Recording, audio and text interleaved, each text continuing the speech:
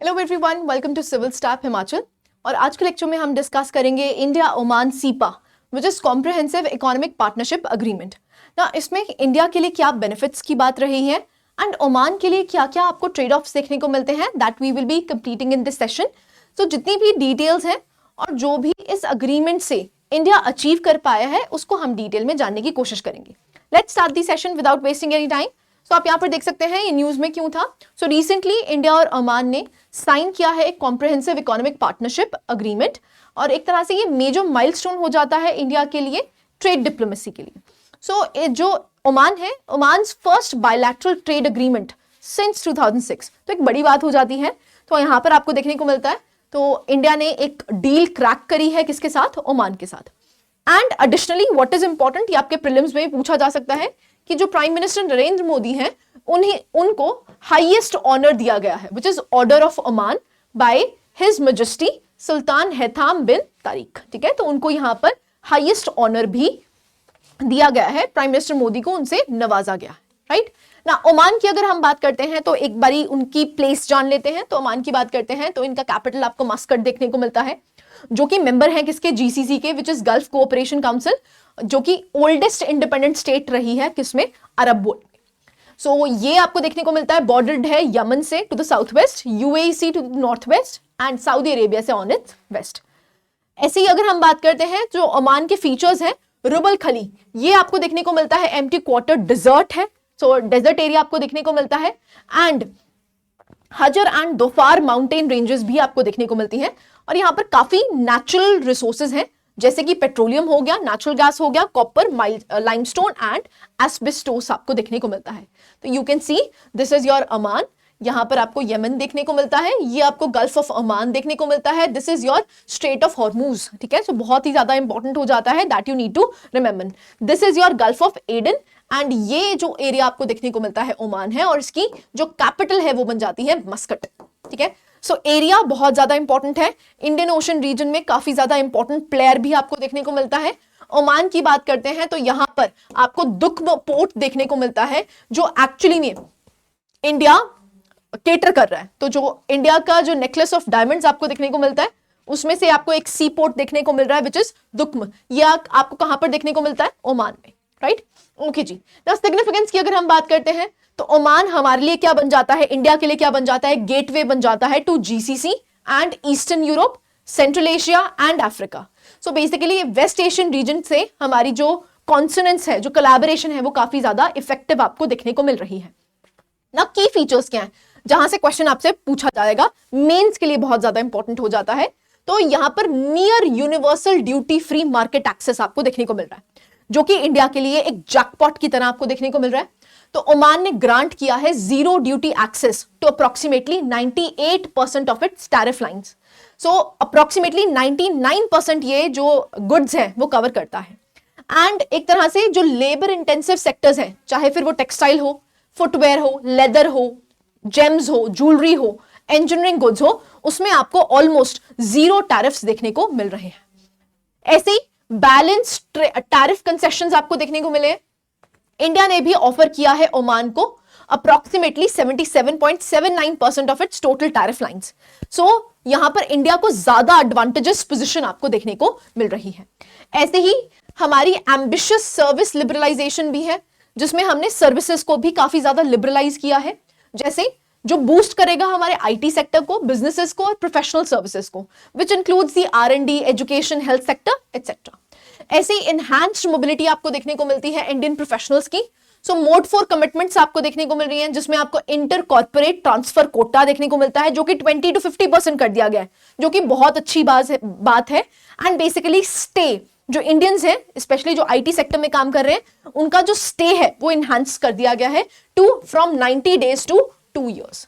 तो लोग वहां पर जाके काम कर सकते हैं 2 years तक। और 100% FDI आपको सर्विसेज में देखने को मिला है, which is again a good thing. ठीक है, तो CEPA allows 100% FDI by the Indian companies in major service sectors in Oman. तो एक तरह से जो बिजनेस अपॉर्चुनिटीज हैं वो काफी ज्यादा खुल जाती हैं इंडियंस के लिए, कहां पर, ओमान में। राइट, ऐसे ही अगर हम बात करते हैं लैंडमार्क प्रोविजन आपको देखने को मिला ट्रेडिशनल मेडिसिन में, बहुत ज्यादा इंपॉर्टेंट है। जो हमारा आयुष सेक्टर है उसको हम बहुत ज्यादा प्रमोट करने की कोशिश कर रहे हैं, और ओमान में ये जो आयुष सेक्टर है उसकी जो एंट्रेंस है वो बहुत ज्यादा स्मूदन आउट कर दी है। तो आप यहां पर देख सकते हैं the agreement includes the world's first comprehensive commitment on traditional medicine across all modes of supply. ठीक है, तो ये एक लैंडमार्क आपको डिसीजन देखने को मिलता है। Trade facilitation and regulatory cooperation आपको देखने को मिलता है ना। ये जो सीपा है ये एड्रेस करता है नॉन टैरिफ बैरियर्स को, जिससे कि हम उसको फास्ट ट्रैक कर सकें, specially pharmaceutical approvals, acceptance of good manufacturing practices, inspection documents and एक तरह से एक्सेप्टेंस आपको देखने को मिली है इंडिया के national programme for organic production of organic certificate. मतलब फास्ट अप्रूवल हो जिससे कि ओमान और इंडिया के जो ट्रेड रिलेशंस हैं वो और भी ज्यादा इनहैंस हो पाए। ठीक है जी। Now how are India Oman relations, किस तरह के रिलेशंस रहे हैं? देखिए, जब हम स्ट्रैटेजिक और पॉलिटिकल टाइज की बात करते हैं तो 2008 से हमारी स्ट्रैटेजिक सिग्निफिकेंस है किसके साथ? ओमान के साथ। And Oman being India's oldest strategic partner in the Gulf region, Gulf region में सबसे ओल्डेस्ट पार्टनर हमारा ओमान ही रहा है। ठीक है, तो हमारे रिलेशंस हमेशा से अच्छे ही रहे हैं। डिफेंस एंड मैरीटाइम कोऑपरेशन की बात करते हैं तो आप देख सकते हैं Oman is the first Gulf country to conduct a tri service exercise with India. तो हमारी ट्राई सर्विस एक्सरसाइज होती है जो कि आर्मी के लिए अल नजा है, eastern bridge air force and Naseem Al Bahr navy. तो यहां से रिफ्लेक्ट आपको होता हुआ दिखता है कि जो हमारी स्ट्रैटेजिक पार्टनरशिप है वो नेक्स्ट लेवल पे है। Right, economic and trade relations की बात करते हैं तो 24-25 में Oman was India's 29th largest export market and 25th largest import source and 28th largest overall trading partner. तो ओवरऑल ट्रेडिंग पार्टनर को आप याद रख सकते हैं, 28th लार्जेस्ट ओमान रहा है। ऐसे ही ट्रेड प्रोफाइल की बात करते हैं, इंडिया के एक्सपोर्ट्स ज्यादातर किस में है? Petroleum products, aluminium oxide, rice, machinery etcetera. और हम इंपोर्ट क्या करते हैं? इंडिया के जो इंपोर्ट हैं, क्रूड ऑयल इंपोर्ट करते हैं हम इनसे, एलएनजी इंपोर्ट करते हैं, फर्टिलाइजर्स इंपोर्ट करते हैं। So people to people contact की अगर बात करते हैं तो अप्रोक्सीमेटली 6.7 लाख स्ट्रॉन्ग इंडियन डायस्पोरा आपको वहां पर देखने को मिलता है।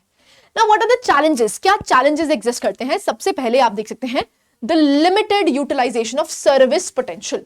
ना जो सर्विसेज पोटेंशियल है उसका लिमिटेड यूटिलाइजेशन किया गया, क्योंकि ज्यादातर हमारा जो इंडियन डायस्पोरा है वो आपको सऊदी अरेबिया में देखने को मिलता है। स्पेशली जब हम वेस्ट एशिया की बात करते हैं तो वहां पर आप देख सकते हैं जो सिग्निफिकेंस है ओमान में वो कम है। तो धीरे धीरे करके यहाँ पर आपको इन्हांसमेंट देखने को मिलेगी। तो सबसे बड़ा चैलेंज ये एग्जिस्ट करता है। दूसरा है ट्रेड इम्बैलेंस। ना जो बायलैटरल ट्रेड है वो ज्यादातर एनर्जी और मिनरल डोमिनेटेड है ना, तो हम इसको डाइवर्सिफाई करना चाहते हैं। तो ये जो सीपा है ये बेसिकली बहुत ज्यादा बूस्ट करेगा। ठीक है, नेक्स्ट आता है regional geopolitical risks. So instability in West Asia and disruptions in maritime trade आपको देखने को मिलता है। So energy security, trade continuity में आपको कुछ डिसरप्शंस देखने को मिलती हैं। ऐसे ही that is Omanisation and labour market sensitivities. इसका मतलब क्या है कि जो हमारे इंडियंस काम करने जा रहे हैं ओमान में, वहां पर अब एक तरह से प्रोटेक्शन लेबर लॉज आपको देखने को मिल रहे हैं। ज्यादातर जो काम है वो ओमान के लोगों को ही दिया जा रहा है, जिसकी वजह से एक कंसर्न पैदा हो रहा है। ठीक है, तो ये चैलेंज आप देख सकते हैं। सो वर्कफोर्स जो है वो नेशनलाइजेशन पे मूव करा जा रहा है कि ज्यादा जॉब्स किसको दी जाए? इंडिजिनस लोगों को दी जाए रादर देन इंडियंस को। तो इसीलिए वहां पर आपको इश्यूज देखने को मिल रहे हैं ना। मेजर्स हमने क्या लिए हैं? सबसे पहले सर्विस एंगेजमेंट को बहुत ज्यादा एनहांस किया है, जो कि हमने सीपा में भी आपको देखने को मिला है। डाइवर्सिफाई किया हमने ट्रेड बास्केट को, क्योंकि नैरोड था, हम सिर्फ किस में डील कर रहे थे? पेट्रोलियम, क्रूड ऑयल वगैरह में डील कर रहे थे, अब उसको एक्सपैंड किया गया है। हम इन्वेस्टमेंट और इंडस्ट्रियल पार्टनरशिप्स को भी इनहांस कर रहे हैं। तो लॉजिस्टिक्स हो गया, चाहे एडवांस मैन्युफैक्चरिंग हो गया, वहां पर आपको इसकी कोलैबोरेशन देखने को मिल रही है। और एक तरह से स्ट्रैटेजिक मैरीटाइम और ब्लू इकोनॉमी में हमारा फोकस है। सो बेसिकली क्योंकि इंडियन ओशन रीजन का बहुत ही इंपॉर्टेंट पार्टनर बन जाता है ओमान, इसीलिए हम किस पे फोकस कर रहे हैं? ब्लू इकोनॉमी पे भी फोकस कर रहे हैं। ठीक है, so then we can conclude कि जो इंडिया ओमान है एक तरह से रिप्रेजेंट करता है एक बैलेंस्ड, एम्बिशियस और फ्यूचर ओरिएंटेड ट्रेड अग्रीमेंट रहा है सीपा, जो कि इंडिया के लिए काफी ज्यादा बेनिफिशियल है and also beneficial for the Oman. Right, now इसका क्वेश्चन कैसे पूछा जा सकता है? देखो, प्रीलिम्स में तो हाई चांसेस कि ऐसा क्वेश्चन नहीं पूछा जाएगा। मेजरली अगर आपसे प्रीलिम्स में पूछा जा सकता है तो वो ज्योग्राफिकल लोकेशन पे क्वेश्चन आ सकता है। ठीक है, तो ज्योग्राफिकल लोकेशन हम करके आए हैं। Now what is important for mains? Mains में आपसे क्वेश्चन पूछा जा सकता है, तो आपके लिए मेंस प्रैक्टिस के लिए एक क्वेश्चन दिया गया है जो आप अपने प्रैक्टिस भी कर सकते हैं। In what ways does the India Oman CEPA illustrate India's evolving trade diplomacy, moving beyond simple tariff concessions toward deeper strategic and economic cooperation. तो आपको बेसिकली 3 पार्ट्स में आंसर लिखना होगा, जिसमें हम किस तरह से ये जो सीपा है उसमें कोलैबोरेशन, देखो हमारी 2008 से चल रही थी, लेकिन अब हम क्या कर रहे हैं, हम डीपर कोलैबोरेशन की तरफ मूव कर रहे हैं, जो कि स्ट्रैटेजिक भी होगी, इकोनॉमिक कोऑपरेशन को किस तरह से डीप करने की कोशिश कर रहे हैं सीपा के थ्रू, वो आपसे पूछा गया। ठीक है, तो प्लीज डू प्रैक्टिस इट। जो भी इंपॉर्टेंट टर्म्स थी, जो भी आपका इंपॉर्टेंट डेटा है, दैट वी हैव कवर्ड, क्योंकि आप जो भी आंसर लिखेंगे it should be data backed, fact based होना चाहिए, जिससे कि आप अपने एग्जामिनर को बता पाए कि आपको आंसर अच्छे से आता है। तो फैक्ट्स जब तक आप कोट नहीं करेंगे तब तक आपका आंसर इनकम्प्लीट रहेगा, राइट। सो ये आप क्वेश्चन को प्रैक्टिस कर सकते हैं, इससे आपका ये जो इंडिया ओमान सीपा रिलेशनशिप है वो कंप्लीट हो जाता है, right. So this was it from my side. I hope you like the lecture. Thank you very much.